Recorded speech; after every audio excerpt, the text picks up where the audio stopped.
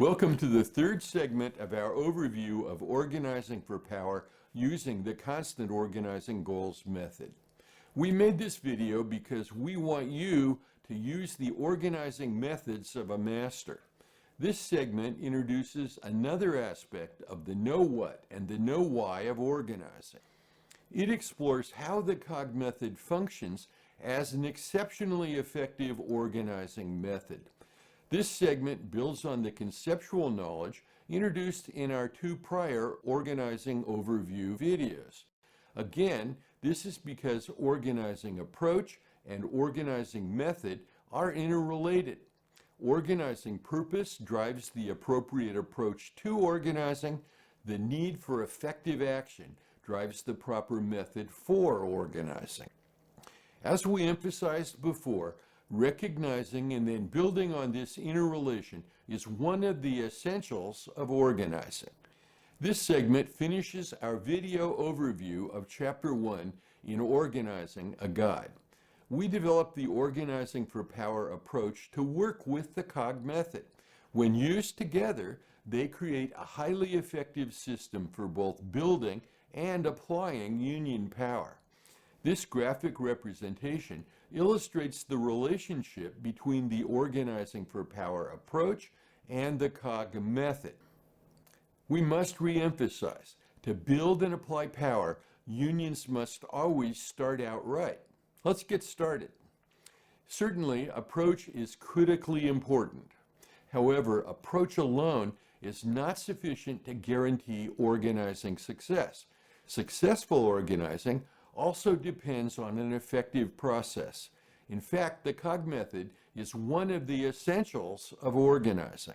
The COG method is an essential because it is the right method to guide powerful union action. Why? Because the COG method is a particularly effective guide to action. It is a clear, concrete process. Equally important, it both complements and augments the Organizing for Power approach. For now, let me describe the general characteristics of the process. The COG method guides action through a practical, continuing organizing process. The COG method is a dynamic process built around a progression of steps for action. This process consists of continuous cycles of 4 interconnected steps: listen, plan, act, and evaluate. Consciously or not, effective organizing campaigns must perform each of these 4 steps. One way or another, unions must always listen, plan, act, and evaluate to ensure an organizing campaign will be successful. Of course, many of the actions involved in these steps are self-evident. The steps in the COG cycle often begin with an organizing team listening to members to identify their mutual self-interests and shared goals. Or the team listens to gain critical information awareness from members about their knowledge of the organizing campaign's environments. Based on listening, the union plans. From what it learned through listening, the organizing team plans to confirm its understanding of members' interests and goals. Or the team plans a way to validate its awareness of the situation, or plans how to develop a better understanding of the threats and obstacles to the organizing strategy. Or from what it heard from members, the team refines its plan for the next organizing action. Next, the union, through its members, acts. Using the updated and refined action plan, the organizing team helps members to execute the union's next public action. Then the union, again through its members, evaluates. After they complete an action, the organizing team reconvenes the participating members to evaluate the action. Participating members conduct an after-action review to determine what was expected, what actually happened, what they learned from the action, and what could have been done better to make the action more effective next time. This evaluation forms the basis for the next action and the next COG cycle. Listen, then plan, then act, and then evaluate. COG cycles usually have this step sequence. This suggests that the COG method's operation is always a sequential, linear movement from one step to the next. A clear example of what we mean by linear is a tool commonly employed early in the planning process, the ghost hierarchy of action. As the illustration now on your screen demonstrates, the ghost hierarchy of action is a linear progression. It starts with identifying members' shared goals. Then the union formulates measurable objectives. Next, the organizing team develops and deploys strategies to achieve the objectives. Then the organizing team selects and employs tactics to implement the strategies. Finally, members execute the tactics through public actions. Organizers complete each step in the ghost hierarchy before moving to the next step. The ghost hierarchy of action always follows this sequence. The ghost hierarchy of action is a linear formal planning tool. You can read more about using it in the guide's chapter 4. The steps in a COG cycle are often sequential. However, this is not the only way the COG method can operate. The COG method doesn't function as a lockstep in varying sequence. Rather, the COG method is a dynamic process. Organizers determine step progression from situation awareness and particular organizing needs. Sometimes an organizing team's situation awareness changes the step progression. Sometimes the situation requires the organizers to only listen, then plan, and then listen again, and then evaluate again. Or only listen and then evaluate. Other times the situation dictates that the union only plan, then act, and then evaluate, or only act and then evaluate. In this last example, the organizing team's previous situation awareness and planning are sufficient to guide action. Unlike the formal abstract nature of the ghost hierarchy process, the reality of the organizing situation anchors the COG method.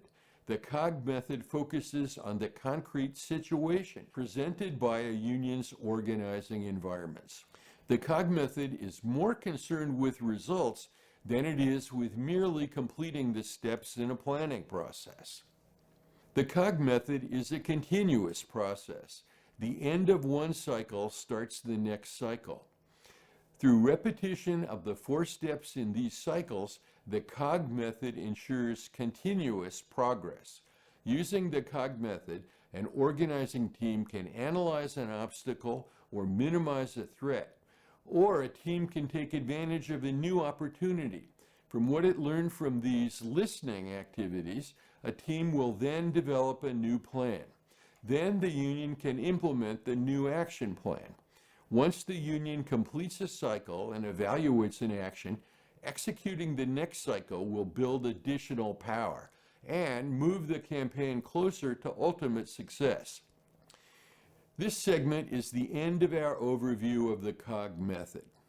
Of course, we hope you found this and our 2 prior overview videos informative. More important, we hope they will shape your own organizing practices. However, these videos are no substitute for reading and thinking about the aspects of conceptual knowledge covered in Chapter 1. Many concepts, principles, and practices introduced in these 3 overview videos are abstract. Available time and the very nature of short overviews preclude us from detailing how to apply our organizing for power approach and the COG method in the concrete work of organizing. The videos that follow and the guide correct this admitted failing. If you found these videos useful, read Chapter 1. Chapter 1 begins our detailed exploration of the know what and the know why of long-term sustainable organizing. Chapter 1 explains the 4 steps of the COG method. It explains how each step functions in well-executed organizing campaigns. It details the critical organizing concepts, principles, processes, and dynamics that make up organizing for power and the COG method. Chapter 1 also introduces several critical essentials of well-conceived well-conducted organizing campaigns. Perhaps most important, the What Do We Do Now section of Chapter 1 suggests a series of organizing actions you can take right now.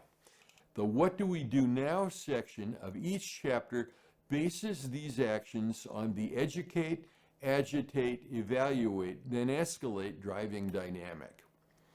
In fact, we dedicated each chapter in the guide to the specific organizing actions which are part of one of the 4 steps in the COG method. These chapters do detail how to apply the principles we've introduced in these 3 videos in your own concrete organizing work. Look for yourself. If you want to deepen and extend your understanding, please watch our other videos. Then explore the org4pwr app yourself. We're confident that you can use the org4pwr app to more effective organizing with your members and to become a master organizer yourself. Thank you for joining us in this overview of the most effective method for union organizing. If you have suggestions, questions, or comments about the COG method, please email me. In particular, we welcome your recommendations and criticism of these videos, the guide, and the org4pwr app itself. We look forward to joining you in our next video, which explores how power operates in organizing struggles.